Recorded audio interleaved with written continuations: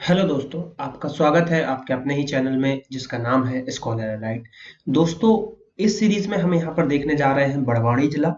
जैसा कि मैं आपको इंदौर, खरगोन बता चुका हूँ, अब हम बड़वानी जिले की तरफ बढ़ते हैं। तो बड़वानी जिले की बात करें, छोटा सा जिला है, ज्यादा फैक्ट्स नहीं है।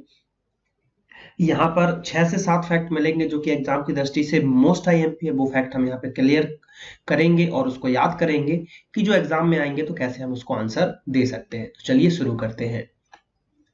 तो बड़वानी जिला की अगर हम बात करें तो मैप कुछ इस तरीके से है। ये हो गया आपका बड़वानी, ये हो गया आपका बड़वानी जिला। तो कुछ इस तरीके से एमपी के अंदर आपको मैप देखने को मिल जाएगा। और इसको जो हमको याद रखना है, सबसे इंपॉर्टेंट ये जो आपको मिलेगा धान से, ठीक है। मोस्ट आईएमपी क्वेश्चन है धान और चावल, जो कि यहां से पूछे जाते हैं। तो अगर हम बात करें तो सबसे पहला जो है यहां पर चावल, ठीक है। चावल अनुसंधान केंद्र, क्या? चावल अनुसंधान केंद्र, अनुसंधान केंद्र, ये आपको कहां पे मिलेगा? बड़वानी में मिलेगा। बड़वानी में मिलेगा चावल अनुसंधान केंद्र। मोस्ट इंपॉर्टेंट फैक्ट है, ये कई बार मैनी टाइम्स एग्जाम में पूछा गया है। अब थोड़ा सा इसके बारे में बात कर लेते हैं कि कैसे बना ये। तो अभी जो हमने निमाड़ पढ़ा था, जो हमने खरगोन जिला पढ़ा था, तो खरगोन से विभाजित होकर, ठीक है, खरगोन जिला जो है उससे ये विभाजित होकर बना हमारा बड़वानी जिला। यहाँ पर अगर हम बात करें और इसके गठन की बात करें तो करीबन 1998-99 में यहाँ पर आपको देखने को मिल जाएगा, इसका गठन मिल जाएगा। ये जो पहले अगर बड़वानी की बात करें तो ये एक रियासत बोला जाता था, इसको रियासत बोला जाता था। और यहाँ जो जो मतलब राजा रहते थे, राणा, ठीक है, बात करें तो राणा वंश का शासन यहाँ पर चलता था। किसका चलता था? राणा वंश का यहाँ पर शासन चलता था। अब अगर हम बात करें, ये जो है तो विंध्याचल पर्वत श्रेणी ने इसको घेर के रखा है। किसने? विंध्याचल। किसने घेर के रखा है? याद रखिएगा, विंध्याचल। विंध्याचल पर्वत श्रेणी से घिरा हुआ है, घिरा हुआ है आपका क्या? बड़वानी। तो इसलिए एक मोस्ट इंपॉर्टेंट फैक्ट यहां पर निकल के आता है हमारे पास, जो कि है, इसको बोला जाता है निमाड़ का पेरिस। मोस्ट इंपॉर्टेंट या वेरी आईएमपी, ठीक है। निमाड़ का पेरिस बोला जाता है किसको? यहां पर अगर हम बात करें तो बड़वानी को बोला जाता है। तो दक्षिण में अगर हम बात करें तो ये हो जाता है आपका नॉर्थ और ये हो जाता है साउथ। तो दक्षिण में जो है विंध्याचल पर्वत श्रेणी से ये घिरा हुआ है, जिस कारण से इसको है निमाड़ का हम पेरिस कहते हैं। ये चीज आपने पढ़ी होगी, एग्जाम में पूछा भी जाता है यहाँ पर। अब अगर हम बात करें तो राणा वंश थे, तो जो राजा रणजीत थे, क्या थे राजा?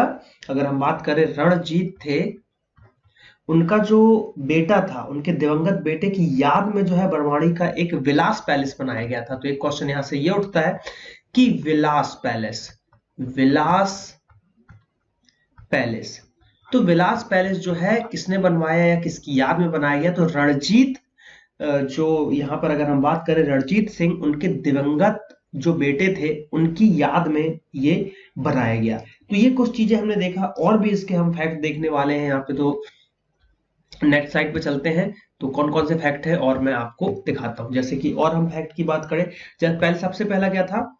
निमाड़ का, यहाँ पे अगर हम बात करें निमाड़ का पेरिस, जो कि मोस्ट आईएमपी था।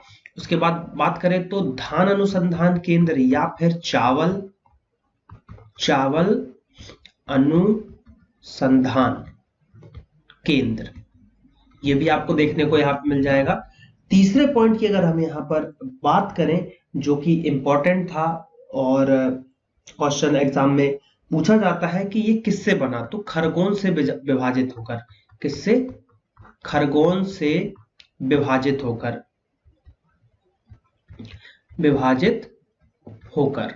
चौथे पॉइंट की अगर हम बात करें, यहाँ पर जो चौथा पॉइंट इंपॉर्टेंट यहां से हम निकल के आता है, तो एक भीमा नायक थे, आपने नाम पढ़ा होगा अगर आप तैयारी कर रहे हैं तो, भीमा नायक, ठीक है, जो कि कौन थे? स्वतंत्रता सेनानी थे। कौन थे? स्वतंत्रता सेनानी थे। उनका जन्म स्थल है। क्या है? जन्म स्थली है आपका बड़वानी। अब यहां पे अगर हम बात करें कि एक बहुत इंपॉर्टेंट यहां पर फैक्ट निकल के आता है कि जो बड़वानी है वहां पर एक मतलब बैरियर है, एक तरीके से टोल नाका आप बोल सकते हो, जो कि महाराष्ट्र की सीमा पर स्थित है और जो कि सबसे ज्यादा राजस्व अर्जित करने वाला बैरियर है, तो वो है आपका सेंधवा। सेंधवा, इसका फैक्ट क्या है कि महाराष्ट्र और एमपी के बॉर्डर पे है ये, और ये सबसे ज्यादा आपका राजस्व, ठीक है, राजस्व एकत्रित यहां पर करता है। तो ये मोस्ट आईएमपी फैक्ट है। क्या है? सेंधवा, याद रखिएगा, सेंधवा यहां पर याद रखना है। उसके बाद अगर हम यहां पर बात करें तो एक जैन मंदिर है, ठीक है, जैन तीर्थ स्थल बोल सकते हो आप, तीर्थ स्थल है, जो अगर हम बात करें तो 52, ठीक है, 52 गजा। अब यहां पर क्या है, 52 गजा क्यों बोला? क्योंकि 52 गज ऊंची प्रतिमा है। 52 गज ऊंची प्रतिमा है। किसकी है? अगर हम बात करें तो ये है आदिनाथ की। किसकी है? आदिनाथ की।